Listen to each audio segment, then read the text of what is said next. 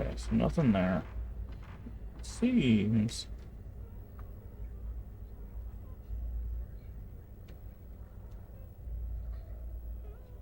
Okay, I think we need to go upstairs.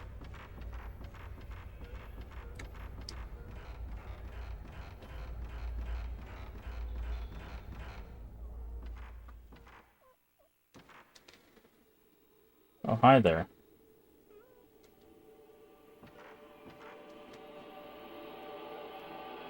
Why can we not take a picture of you? There we go. Shows a photo. Okay, we're looking for... Looks like a broken pillar, and there's...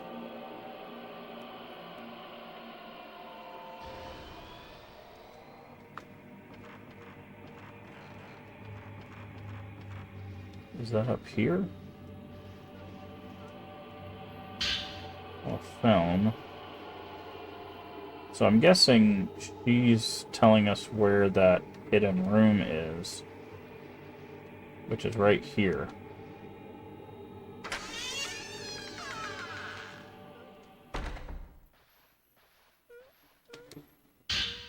Curio crest, got it.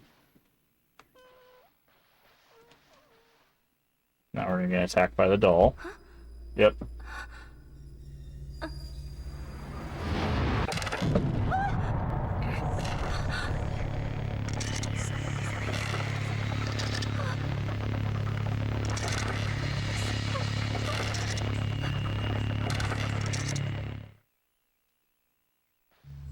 Why do you kill?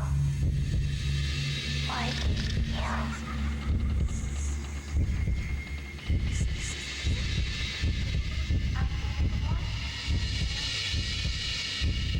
Can I get out of here? I can't. Oh, sorry. I do not want to fight this thing in a closet. Why do you kill?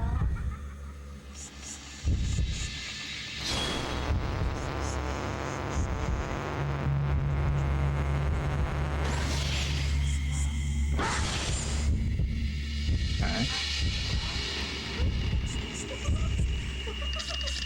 Why do you kill? Oh, yeah.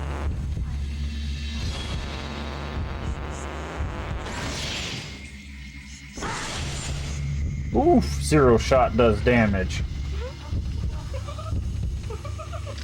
Why do you kill? Okay, so this one. Still you.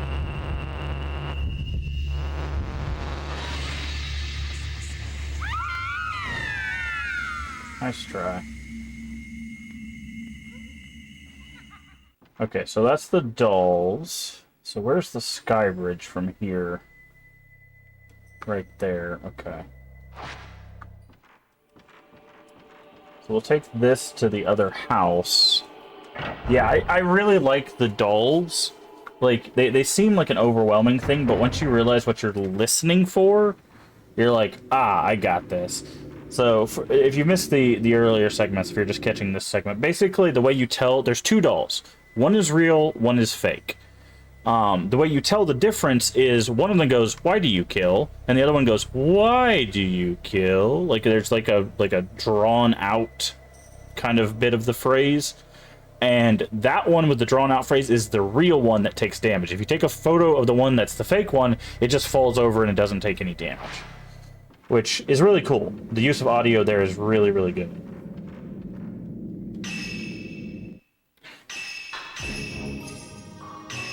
Now, sometimes, I will say, there is an issue sometimes where either they'll both be behind you or both be, like, on one side, so it's hard to tell which one's which.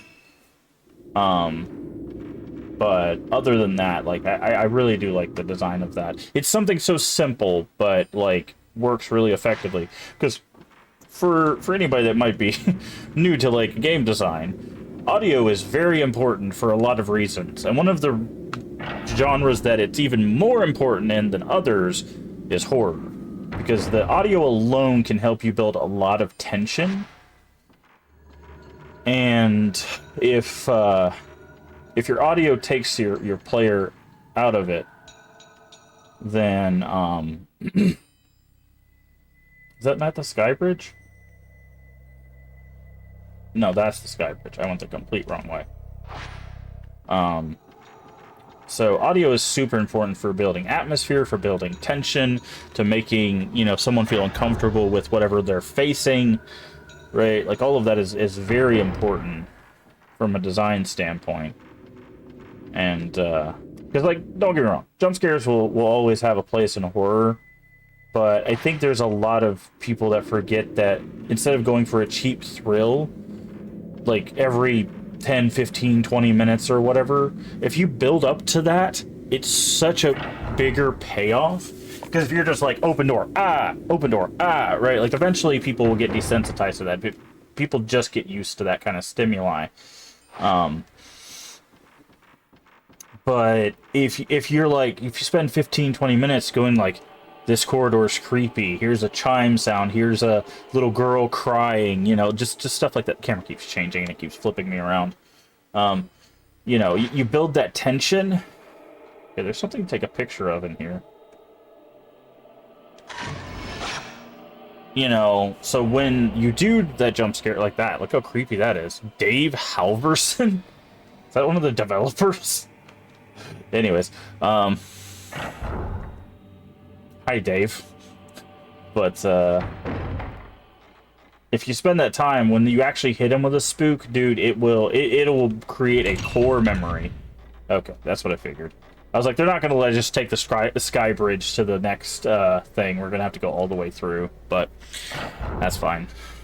But yeah, if you're designing a horror game, really spend some time with audio, because it is paramount to creating an atmosphere. And there's some games that, like, they're so seeped in atmosphere that they don't even have to do a scare.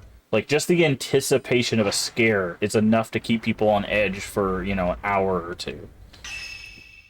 And also, you don't need a jump scare for something to be terrifying. Perfect example is if you play...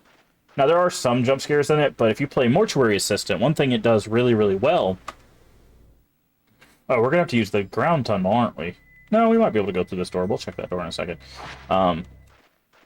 Is you'll be, like, working on a task, looking at your clipboard, and then, like, out of the corner of your eye, you'll see either the mimic or a shadow or something, like, just hanging out, right? It doesn't jump and scare you. It doesn't, like, make a screaming sound. It just exists in the corner of your eye.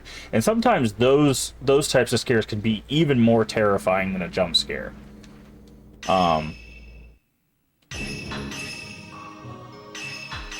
Because, you know, you don't need something jumping in your face to be terrifying. Just the idea that you are no longer safe in a place doing something is enough to create horror. So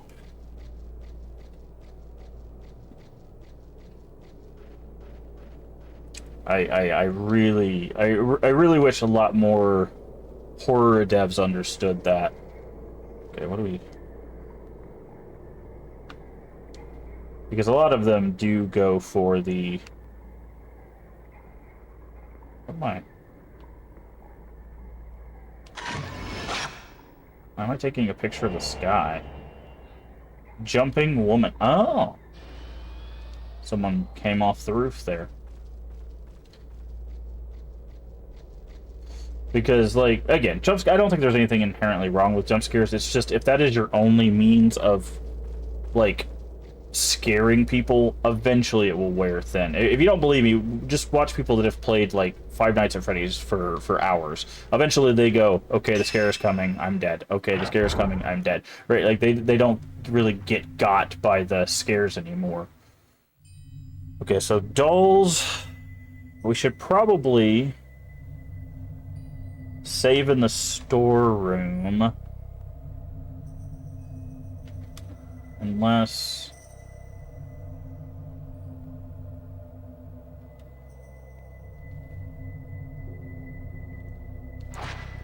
Yeah, we don't know where.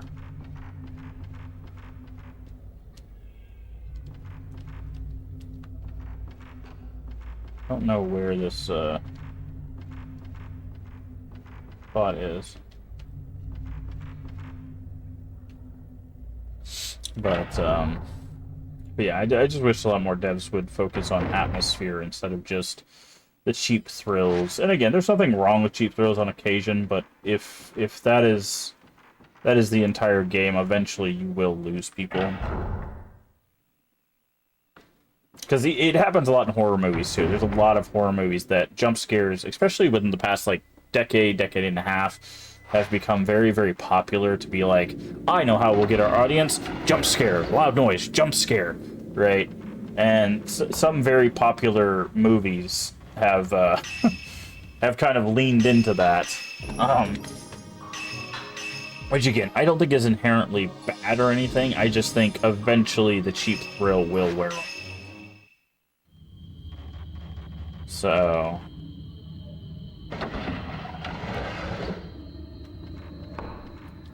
Okay, I do think we need to make it to the second floor, so... What is the quickest way up? We could go here to here. But I guess we should probably check the entire first floor. Just in case.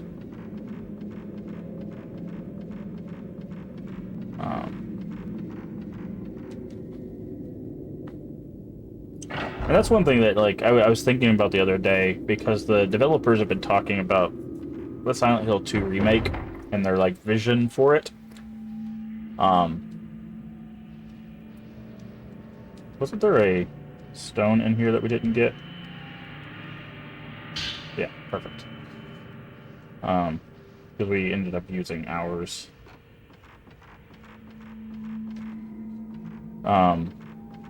But the Silent Hill 2 remake devs, Blooper team, have been talking about, like, their vision and all of that stuff for things in the remake.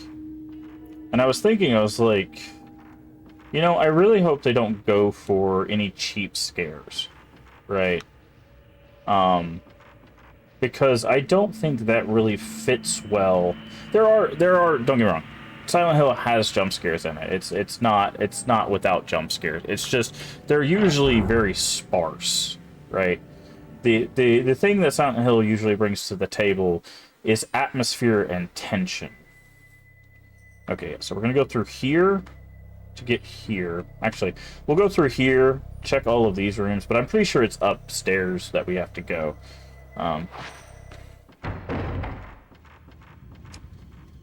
We'll check all these other rooms. But it's very much more focused on the tension and all of that than it is the jump scares. Now there is, like, the cat in the locker, the body in the locker, that kind of stuff in like Silent Hill 1. I don't remember there being a whole lot of jump scares in Silent Hill 2, to be honest. Hi. Maybe we're in the right room? Oh, no, this is... Okay, this is like a poltergeist room.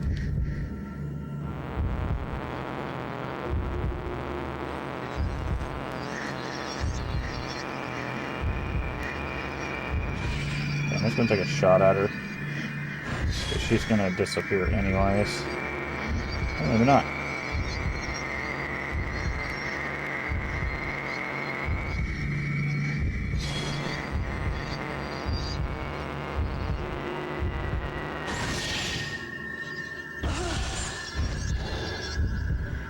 Okay.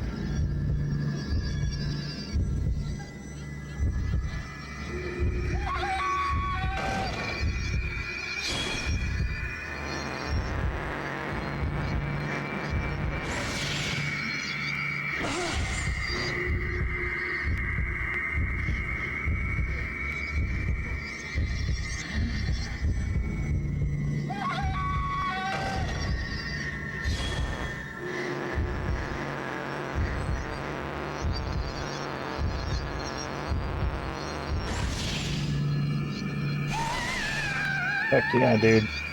That is so powerful. That zero shot.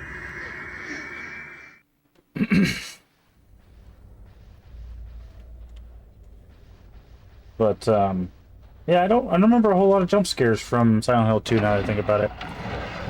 Or Silent Hill 3 for that matter. So, but yeah, that was one thing I was thinking about. It's like they talk about they kind of reimagine things, but they wanted to keep some things the same, like the fog and the atmosphere that creates. So I was like, I really hope that they make sure that they maintain that vision throughout. Because I would not, I don't think I would like a Silent Hill that had a lot of jump scares in it. Not because jump scares get me, they usually don't. The one in Alan Wake did scare the crap out of me, though. I will say, not scared, it startled the crap out of me.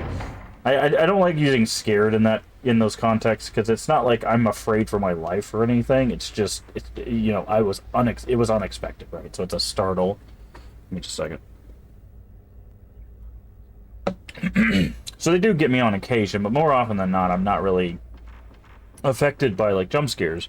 So I'm really hopeful that they don't lean into that. Because I will say, I think Layers of Fear, which is, I think, another Bloober team game, if I remember correctly, I think that game had some jump scares in it. Okay, there's still a stone mirror here if we need it.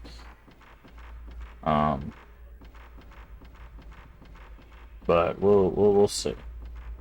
Because again, I don't think there's anything inherently wrong with jump scares. I just don't think... I think you should use them sparingly.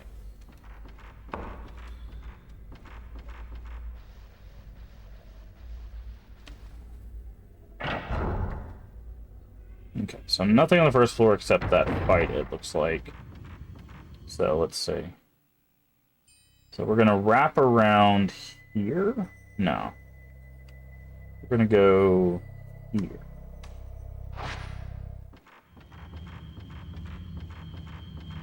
There's probably something in this clock room, if I'm honest. Because there was a big, giant space and basically nothing in there, so I'd be very surprised. Oh, this is not the clock room. This is a different room. What does this connect to? Oh, this hallway.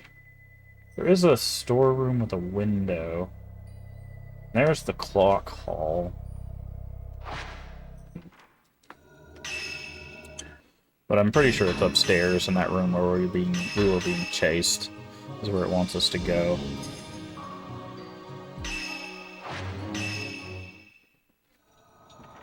But yeah, we'll see. We're closing in on October, so it's gonna be interesting to see.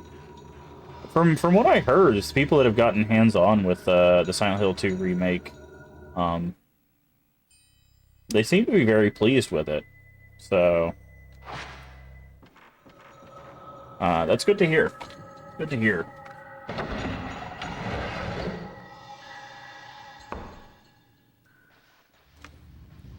I plan to approach it pretty objectively myself, because like whenever we play any game that I've played before. So like in the case of Silent Hill 2 Remake, you know, we've played Silent Hill 2. I try to come at it from basically 2 points of view. One, what if I was a new player, and two, what if I, you know, coming in my experience. Where is this falling lady at? It says she's over here. Like in the walls? Where is she?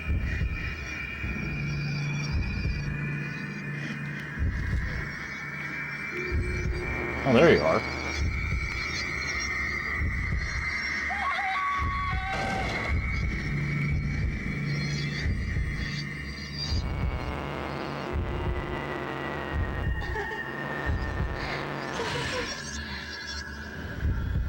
So we'll take the shot, because that'll bait her into doing this.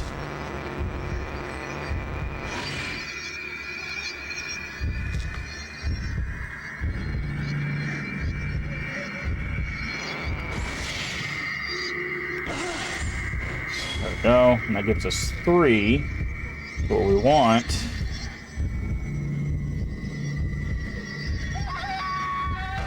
It's for her to fall, for us to look down, for her to crawl really fast, and then us to hit her with the 0 shot, which should take most of her health. And then she'll do another fall. Whoa, what? I'm stunned. I can't do anything. Okay, so if you try to take a picture of her falling, she stuns you? That's new.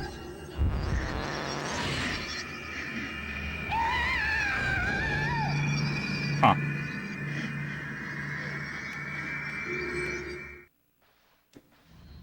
Okay.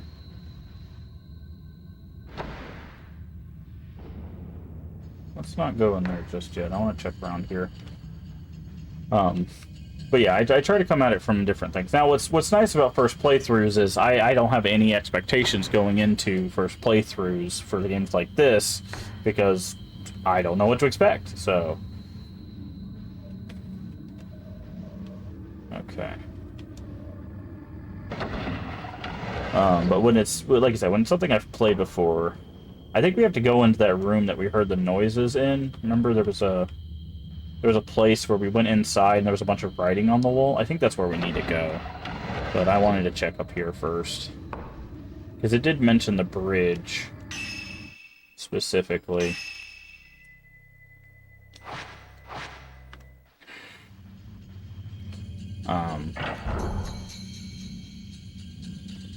But...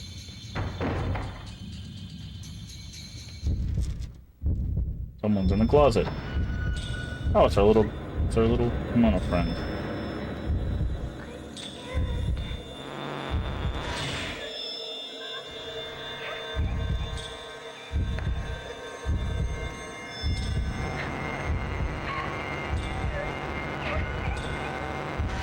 Okay, we'll just go ahead and take that picture, because she's going to disappear otherwise.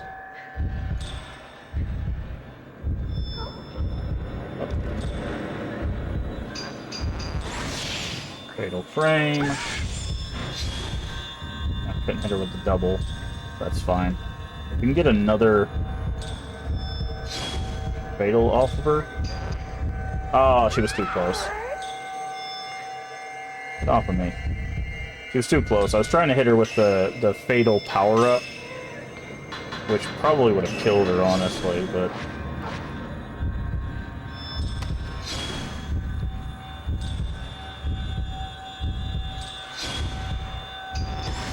This. Fatal frame plus the power-up. I missed the double fatal frame. Okay, so that does a lot of damage, but still not enough to...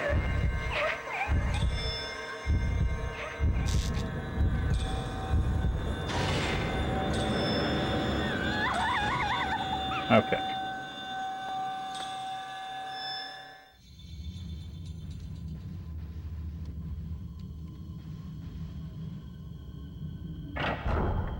Isn't this the bridge that we couldn't cross before? Interesting. Okay.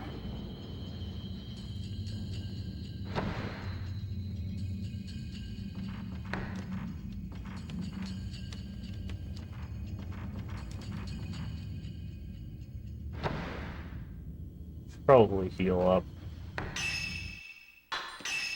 Oh, we did heal up. I'm a dingus. Okay. So we only fought some ghosts in here, but this is not what we're looking for. So we checked all of this. Where is that other storeroom? Is it this one? No. Maybe?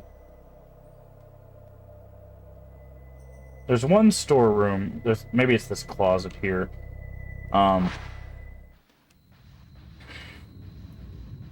We can't interact with this. I tried.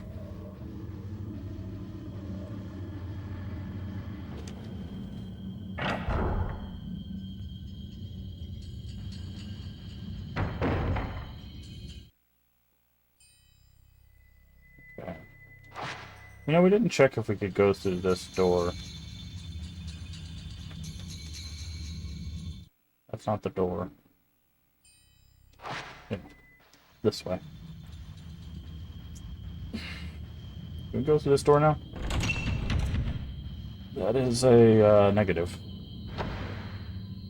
But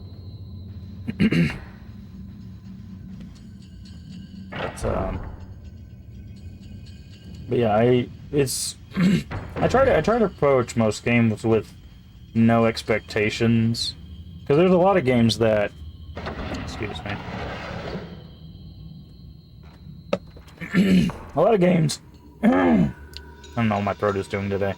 But a lot of games that I look at and I go, I don't think that's really my thing. And then, like, I'll try out and go, oh, that's actually not not too bad. But, because that's what happened with Marvel Midnight Suns. I was like, okay, I got this game for free, might as well give it a shot. You know, what do I think about it? And I was enjoying my time with it, to be honest. I don't like deck building games or card battlers, usually. But I also enjoyed Moonstone, which is a card battler, so... But I just like giving things a try, going with no expectations, and... and just see if I'm pleasantly surprised, or...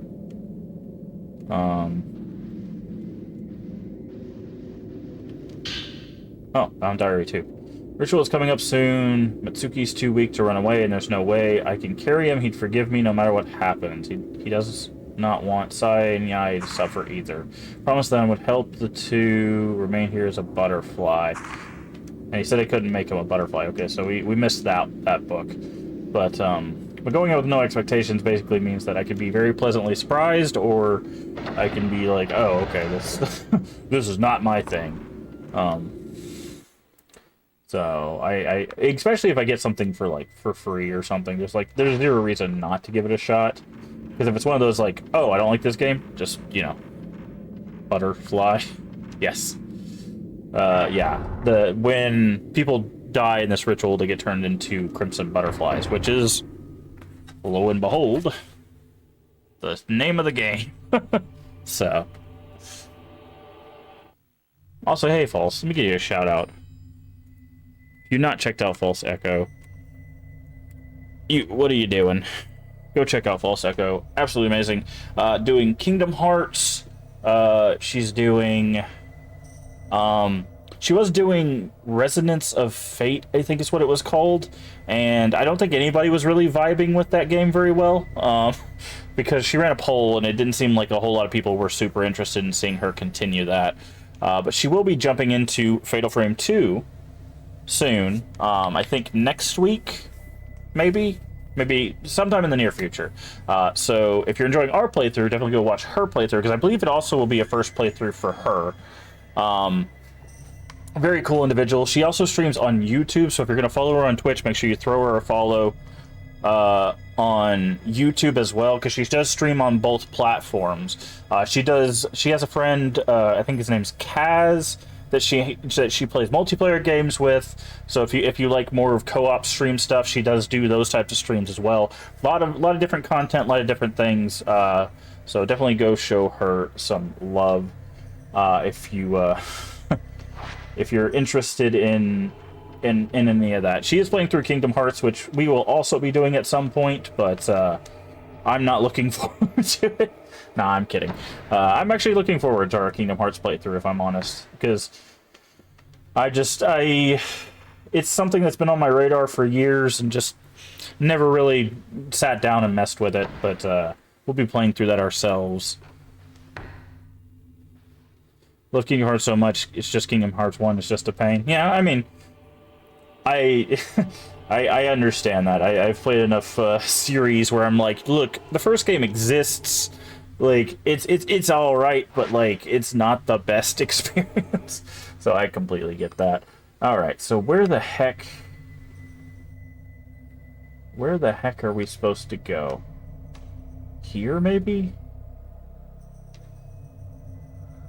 One of these dang closets is young Japanese girl that takes photo of dead people. Yes. That is the name of the game there. A generic British gamer. Nice name. That is the name of the game.